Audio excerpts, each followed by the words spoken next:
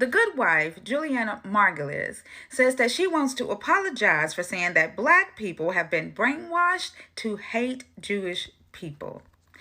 She appeared on a podcast called The Back Room with Andy Ostroy on November the 21st, where she was discussing the ongoing war between Israel and Hamas.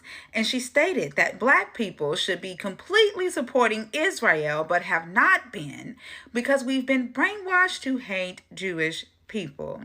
She goes on to say that Black people should watch a 2022 documentary called The U.S. and the Holocaust, because she doesn't know who's been teaching us all this time. And she feels that watching that documentary, we will see how the Yazidis got their playbook from how the United States treated slaves during the Jim Crow South. I would like to inform Juliana Margulies that Black people were not slaves during Jim Crow, because slavery had ended for almost 70 years. And that categorizing liberated Black people as slaves, even in today's context, reveals her underlying beliefs of how she really feels about Black people and her inability to recognize them as liberated citizens of the United States. She then goes on to say that where is the history lesson in that?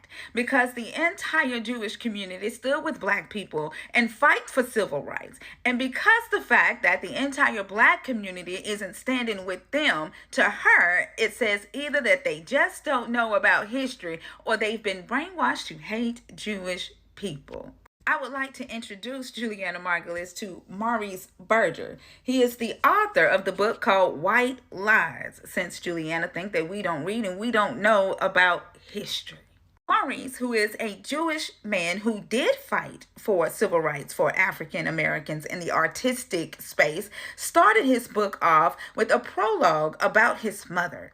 Moments after a television news bulletin announced that Martin Luther King Jr. was dead, my mother said that he deserved to die. His mother, who was also Jewish and did not like Black people, felt that Martin Luther King was a troublemaker and that he was ungrateful to those brave and foolish white people who stood by his side in the civil rights movement.